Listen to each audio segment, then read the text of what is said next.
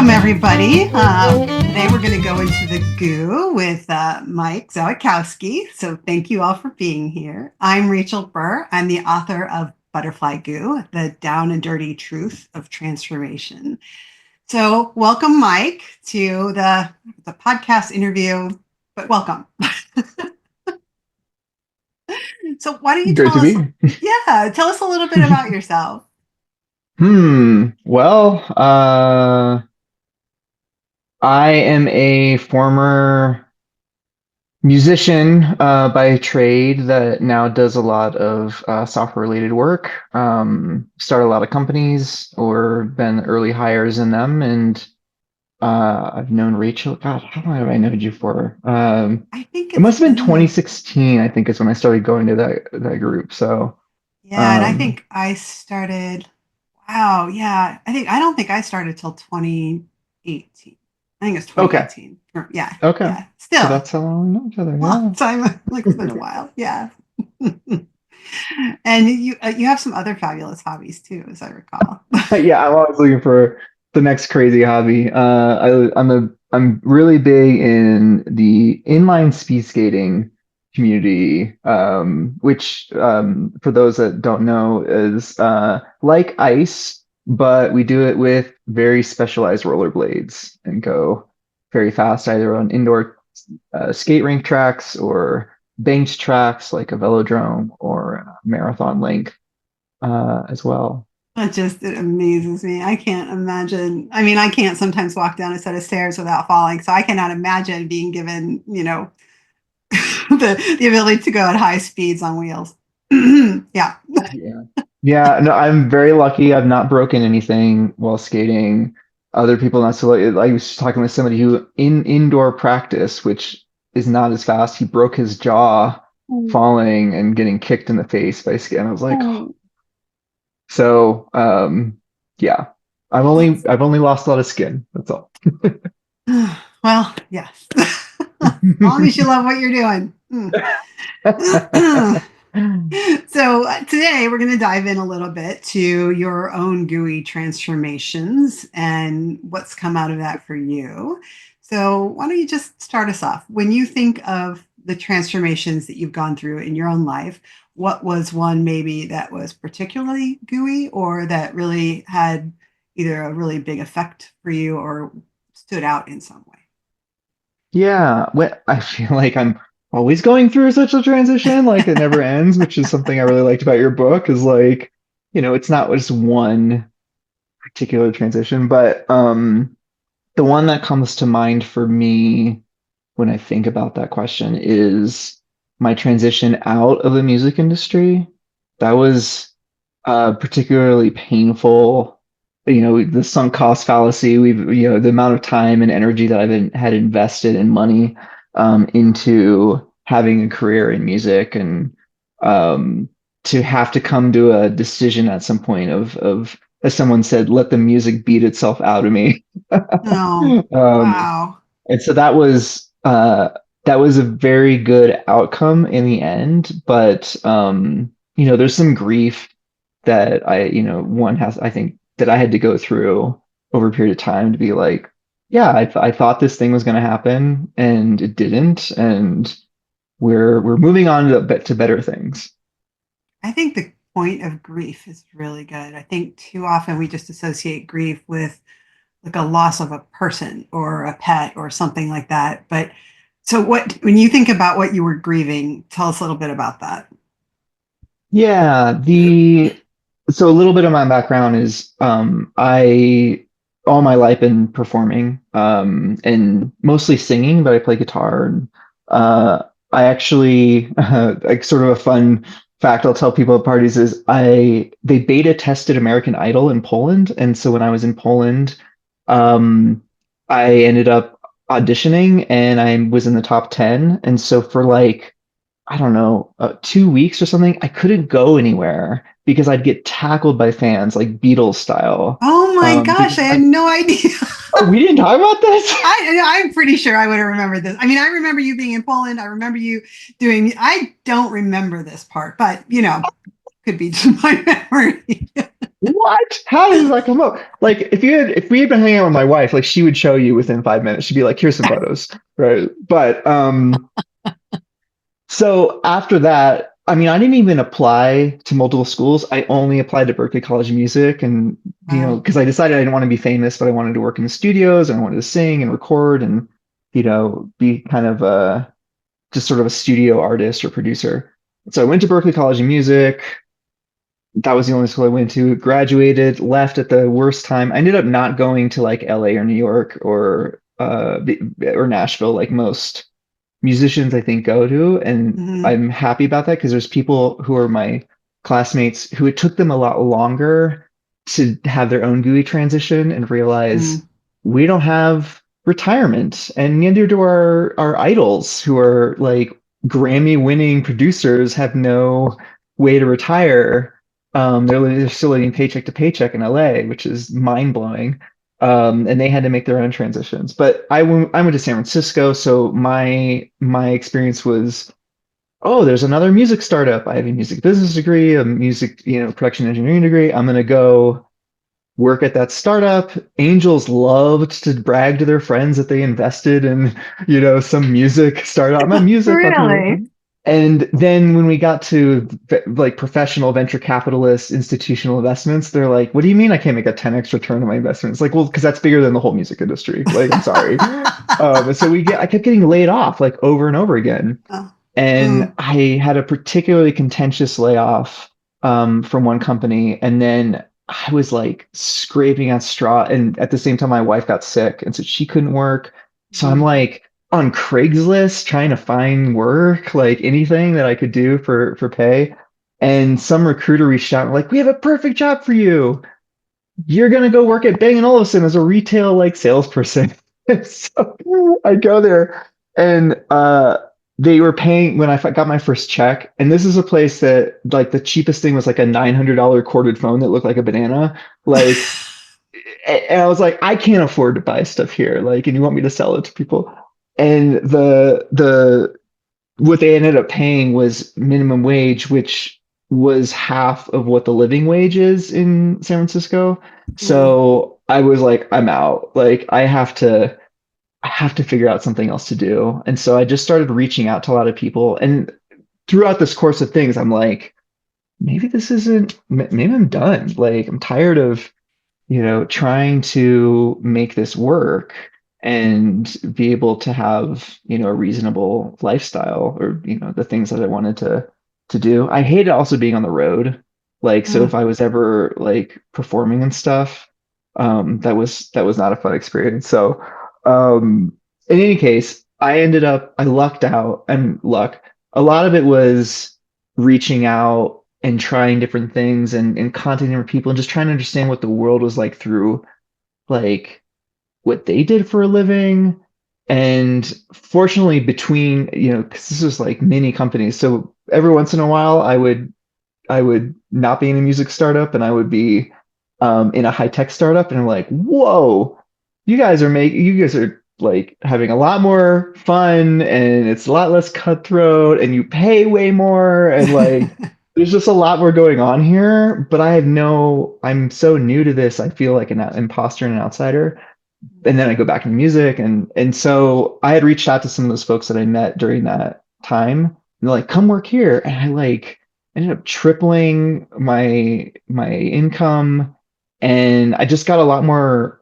It wasn't just the money, that was a big part of it, but it was also they were just so much. There was so much more gratitude, and I think in the music industry, there's a lot of people who are doing jobs for free just to like make it work and try to get Mm. that experience of paying your dues.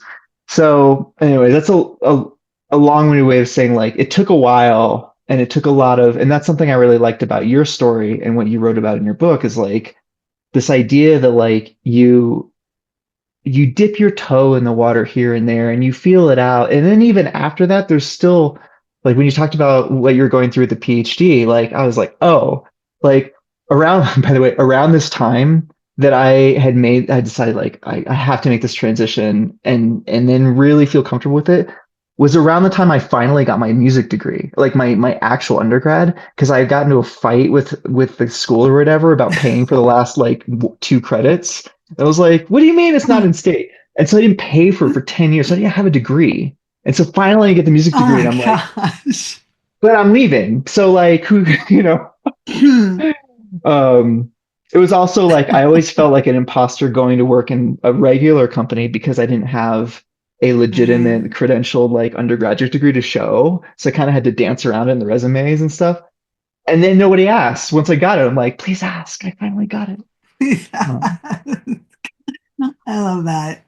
I mean, there's so much in there. I mean, the idea of, jumping in or having to respond to something and leave in one point because you're just like, this isn't working, but not knowing kind of where you're going. And I think that that transition into the unknown, it can make it even harder because it's that even when you're unhappy or even when it's not working, but it's stable, it's hard to jump from stable, miserable to unstable, unknown.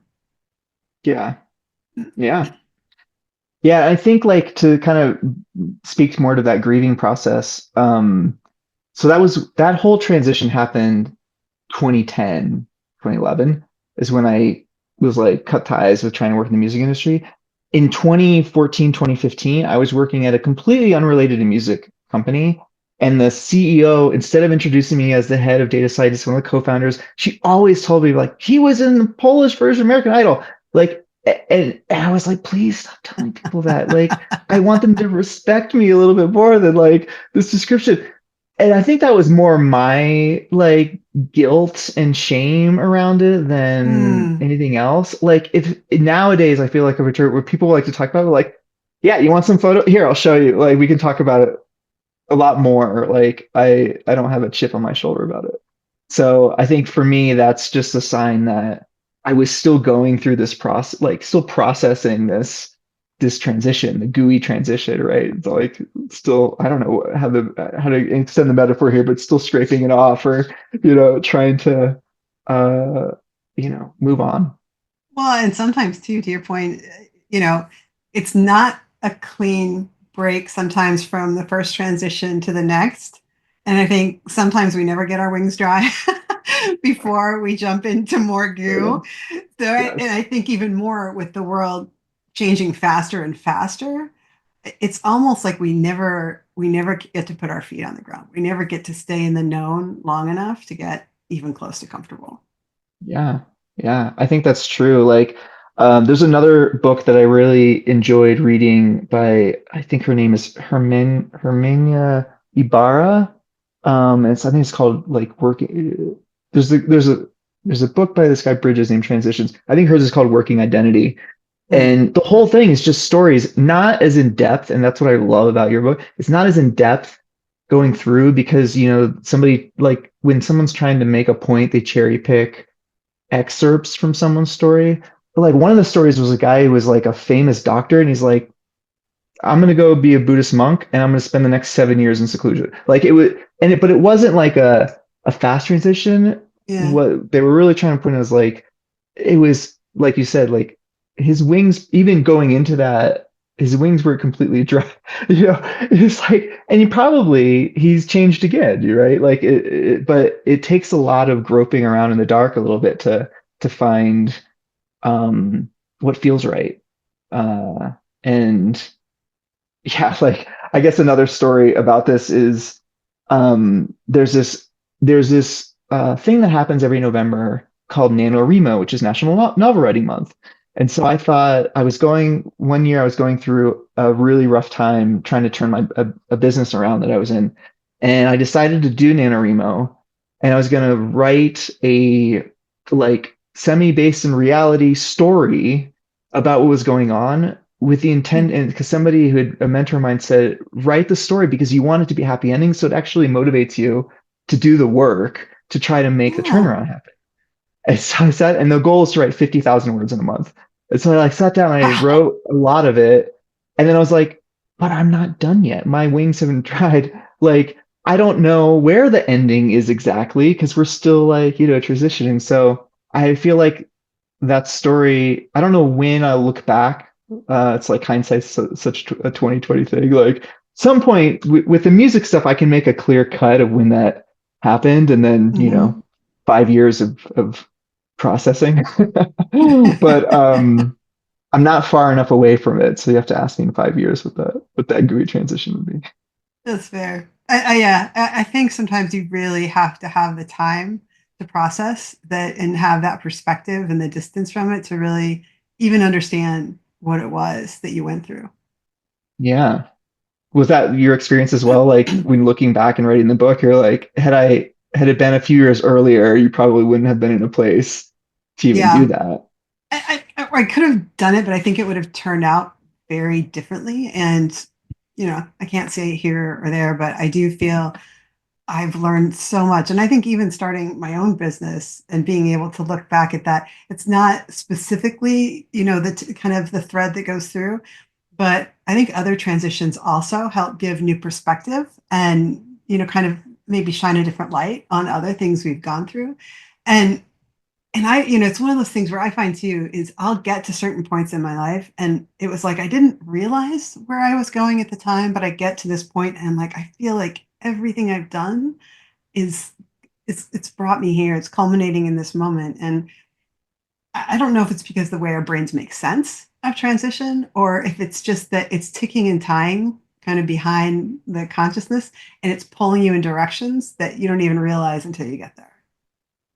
I'm glad you said that because, like, one of the things, and it wasn't that long ago that I came across a company that had like a job posting that was like this. I think the world, maybe this is a Western culture thing, is like you want to believe that you're born out of the womb knowing what it is you're going to do for the rest of your life, and like you're going to stack your entire life towards that thing. Your undergrad, master's, and PhD is all going to align to this thing, and 5 years of experience doing the thing, and magically you're the expert in the world, for this Mhm. particular thing. And some job postings are really like, I'm like, who knows that? I don't know anybody who can say like, yes, I mean, speaking of transitions, for the last 8 years, I've been a data scientist. That's how statistics and stuff. And because of the way the world, there's a lot of reasons behind it we can talk about. But I've realized I really love building great software quickly, and so change is significant enough for me to feel like a big transition. But for a while, like I started reading all through the past 8 years. I've read all these things where like we want someone who's got 20 years of experience doing this. And like, well, the term data scientist doesn't even exist. And like to find someone who's got like an undergrad, master's, and PhD in different types of mathematics to lead up to them doing this thing. I mean, maybe they exist. I'm sure they exist. Like there's five, whatever billion. How many billion people are there on the About eight, planet? I think. I haven't Eight kept, now. Okay. yeah. So there's a lot of people. Like I'm sure someone's story lines up like that, and everybody seems to talk like that. Like, yes, I came to this country with nothing but this dream, and then I made the dream happen. And I wonder how much of that is revisionist history. You look back and Yeah. whether it's you or you feel the pressure of the world, you create this story.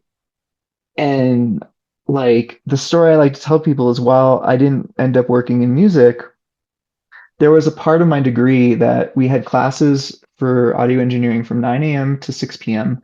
And then the studios would no longer classrooms. They were actually for our use for our class projects from 6 p.m. until 6 a.m. And so we were constantly there and constantly like horse trading like time and musicians and people. We were trying to get people to show up in the middle of the night and bribe them with different food and drink to be like, please come for my project. And once you can get a bunch of drunk or high musicians to show up at 3 a.m. in a basement somewhere that's pretty much of a maze in a college, and they can produce something of value, can turn into either homework or, to record label, doing project management for like a tech team, like is easy. So easy.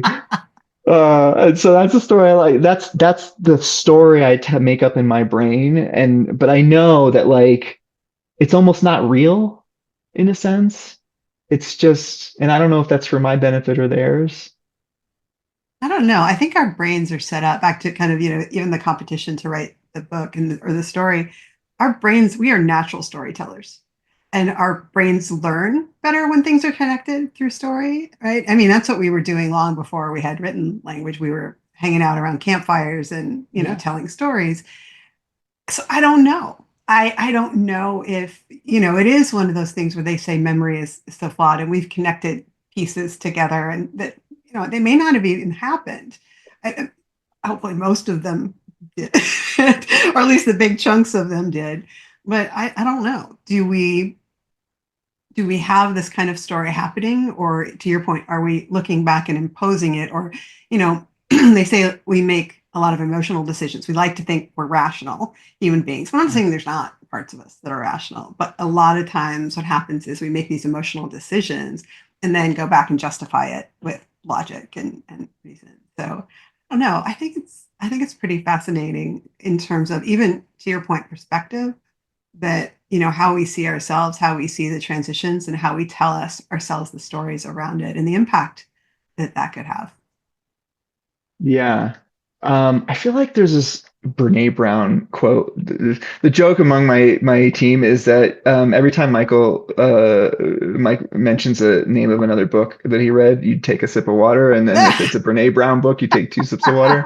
Um, but there's this quote that's like from one of her books, that the paradox of vulnerability. I'm going to butcher it. It's like the paradox of vulnerability is that it's the thing that we least want to share, but it's the most attractive thing about us. And so Hmm. when I think about there, I loved how you were like having this dialogue in the book with yourself of like, oh, do we have to go there? Oh yes, honey, we do have to go there. Like this is happening. Like, and that next level deep of like pulling out the stuff that you really didn't want to pull out and talk and share and talk through, was I can see how we want to make up these stories that are glossing over and like fit in a nice 30-second, 90-second elevator pitch chunk, but that's almost not like, and so I feel constantly like I'm grappling with like how gooey do I want to get with this story, how Yeah, messy, because somewhere in there is that vulnerability that is really attractive, but also so some small part of my brain says no, don't do that, like you'll scare people away and then you won't have any friends and like they'll think poorly of you and all that kind of stuff. yeah. Well, and yeah, the little gremlins and stuff. And it is funny too, because even though, to your point, and after I wrote this and I had, folks like you and as kind of, early readers, someone said to me, they're like, oh, so do you feel really vulnerable now that you've put that out there? And I'm like, should I? I, I didn't when I wrote it, but now you're making me question that. And there is like and part of it is who we are at a time and what the vulnerability is, and yeah, how do we take the risks? I mean, unless you want to do this, it's kind of like, unless you want to show up in Times Square completely naked, that's a whole different level of vulnerability. My understanding is the police don't look on that as Sure, kindly as right. he might. So, it is a balance for either what that is and who we are. And I think it's always important to question it and challenge ourselves. Are we staying small to keep ourselves safe in the armor? Or, are we staying, is there a real reason to do this? Or is it just that we're afraid? I feel like there's a net. So some people like to talk, friends who talk about like, what's the logical maximum sort of like way you can go? And they're like, yes, when you're so vulnerable that you're either arrested or canceled, like as a human. Like I feel like there's a lot there. Like, do we want to go that far? Like, what's the message here with the story? Well, and sometimes you don't know where the line is until you step over it. Right, exactly. There's a lot. There's a YouTube clip I watched and I forever had been looking for it where they're interviewing Robin Williams, and he's like sitting, talking as if it's like a morning whatever show, and there's like stairs leading down the audience. He says, like some people like they look for the lion and I look for the lion, and he jumps over where the lion was, and then he like da, da, da, da, da, she's like dancing around on his side. It's so brilliant, like. He is. But Yeah. Well, and I think to your point too, it's like, how do we own that? Do we yeah, own our, because I'm working with leaders and doing coaching, and and people talk about vulnerability. We talk about, okay, well, what's the distinction? What is it? Is it that I come into my team and I just kind of dump everything that happened to me on the weekend? Probably not the best idea. But part of it is saying, I don't know, or, I can get that piece shows up a lot. And I'm like, well, just how do you own that I don't know? Instead of internally feeling bad that I don't know or feeling embarrassed, which, shows up, it's just say, you know what? I don't know. I'll figure that out, or I'll get back to you, or let's talk about that. But how do we just own that so that when we jump over the line, we do it, in a way that says, yep, this is my line, this is my jump, and this is how far I'm going to Yeah. leap. Yeah. Yeah, I think that line is there's so much things like so many things that go into like where that line is. I've read things where they say you want to be always a little vulnerable when you're messaging your people on a weekly basis, but not too vulnerable. You don't want to tell your investors like, I don't know what I'm doing. Like this is good. Really inspire confidence. Yes. Like yeah, like uh I don't know where I was going with that though. But that sense of like, yeah, I lost it.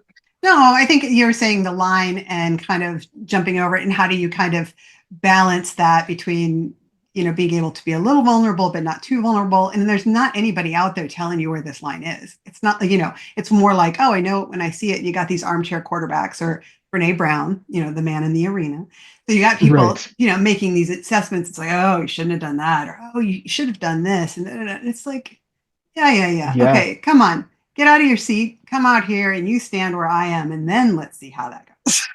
Yeah. I was asked once for this consulting firm that does like staffing for marketing people to talk about like sales tactics and strategies. And I was trying to make the point that your vulnerability is like something that you need to embrace and use actually to develop trust because people who like you and trust you and they are more likely to do business with you in any context. And I gave these three examples and I asked them to vote like which one resonate like did they feel more like they could trust me, A, B, or C. And one of them was a goofy like I used to be a Polish idol and now I'm missing. Another one was like I have crippling anxiety and ADHD that I'm constantly like trying to grasp and you like pivot into my superpower. And then the third one was just like a basic like I've been doing this for 8 years and here's my title or whatever. And they voted for the goofy one. Nobody voted for, or very few people voted for the more vulnerable one. And I was like, oh, I completely like, and I had set up this punchline to be like, see, it's the most vulnerable, and and I was like, oh, man, what did I do? I don't. I think the message was right, but like the way that I framed it and set up the conversation did not did not make the point that I was trying to make, and I still believe in the point that vulnerability is the Yeah. thing, but maybe in a giant YouTube or giant Zoom group presentation, that's not really the way to do it. Or that they're willing to vote that way in a giant Zoom group. Right. Right. Yeah. And this is just more of an instinct. No hypothesis, have nothing to prove any of this. But I think a couple of things that, if it were true, that just show up when you're talking about that. I think at different points in time, we're open to different levels of vulnerability, or even just with different groups. And I think sometimes resonating with something in someone else that feels being more vulnerable than we're ready to be, I could feel myself pull back, because it's like I somehow, if I step into that, I have to admit that I have to be willing to share that, or that I connect with that. And the other thing I think is, I think humor is very vulnerable. I think that's a great way to connect with people, because it helps us take down our walls. Now, not going and watching Robin Williams. I mean, that's not, that's him being vulnerable. And it was amazing. But sitting in an audience doesn't, at a, comedy, show or whatever, it doesn't strike me as vulnerable. But having the conversation and how humor can show up, for me, and obviously the book is filled, well, it's filled with my humor. Whether other people think it's funny is whatever. Um, I but think it's hilarious. But oh, yeah, thank that's just my you. sense of humor. Yeah, yeah. Well, and I always say I'm the head of the self entertainment committee, and not that anybody else signed up for the job, but whatever. Right. Um, But I do think humor can be vulnerable, and I think it can be done in a way because humor pointed at someone else is very different than us embracing the humor that is us. And not with being the extreme of self-deprecating, especially unfortunately as a woman that doesn't show up as well, but acknowledging what's going on and being able to sit in that. I think it helps people open up. I think it helps them connect with you in ways that when we're uber serious about everything, the armor is just too thick. Yeah. Yeah, I think we've been talking a lot about how it's used in the context of building relationships with other people, which is just the reality of our professional lives. There's other people involved. Business would be so easy if other people weren't involved in it. But Yes. Yes. So many yeah, things would be so easy if people weren't actually part of the equation. yeah. But I think also we haven't like there's this and something I got from reading your book is like there's there's value even in the personal exploration of it, even if you don't tell anybody else, like this awareness that you get from having gone and explored that cave and to just dive head deep into the goo and and to really just uh yeah just think about like how it, and it's hard, like it's good to have an outside perspective, which I think is where you know you and I working together is really has been really valuable to have someone else with a different brain go, did you notice that thing? Oh, I'll never forget. Like, and it's such a great example. We were having a conversation. So, full disclosure, like Rachel used to coach me, and when especially this was like right after COVID, and you were super helpful with that. But I remember like there was something where you asked a question and I answered, and she's like, you're like, wait, you answered a different question. What was the question you thought I just said? Like, I totally had a filter for hearing something different. And you're like, hold on. We recorded it. We recorded it. Like, let's watch this because there's like this, they call it there's a term called the Johari window, where Uh-huh. it's like the hidden, below the surface thing that not even you personally are aware of. So I think having that, a coach or somebody outside of you to help pull that story out, even if it's just for your own benefit, not for sharing with anybody else, is really important. Well, and one could argue that if it affects us and it impacts us in a positive way, then it does impact other people. Well, Hopefully, yes. also positive. So it's not necessarily that I'm sharing the story, I'm sharing the insight with you, but if it shifts me in a way that positively impacts you, I am sharing it just in a different way. Yeah. Yeah, in that context too, because like if you had taken the most raw and vulnerable part of one page of your book and used that as the blurb that they sometimes tease for the thing, I don't think it would be as useful I don't as think some so. other part of the book to kind of ease people into it a little bit Yeah. more. Yeah, even so on the because there are the exercises at the back that you can do, which I'm going to do the plug later, but on the website you can go do those now. And the exercises are fine to do, but without the context of the book, some of it's just like, well, some of the language isn't going to make any sense. Like if you don't know why I reference a Q-tip, for example. Um, so I said, but I do. I think you have to really appreciate context and you have to appreciate where other people are, not only in terms of knowing your journey, but in their own journey in order to connect with them in the way that's meaningful. Yeah. Yeah. So tell me this, because I honestly could talk to you all day. Likewise. Seriously, I could. So thinking about your own GUI, transitions, transformations, as you think about people who are on their own journey, what's one thing you would want them to know?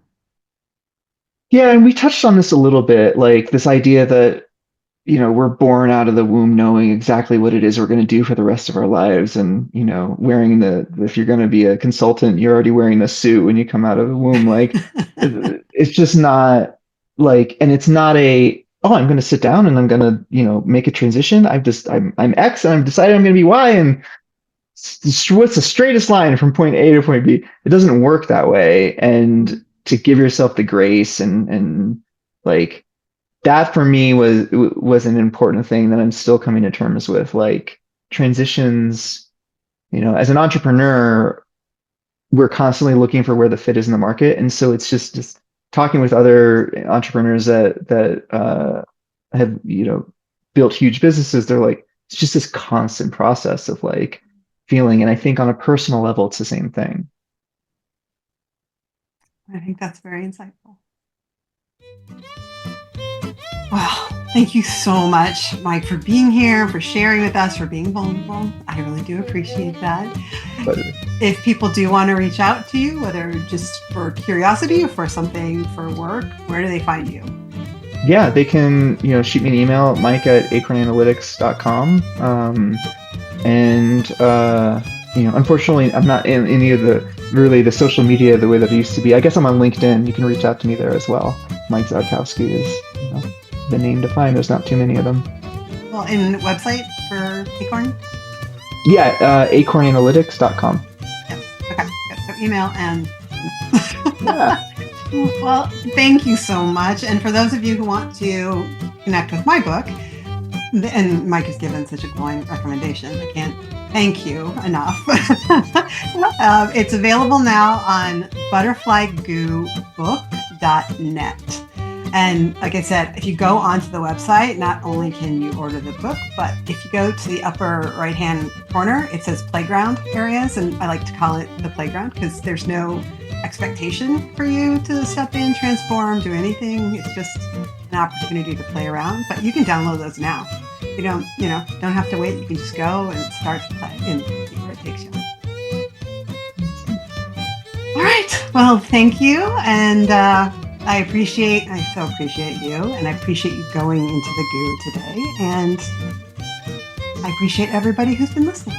So thank you, everybody. And I'll see you hopefully in not too distant future.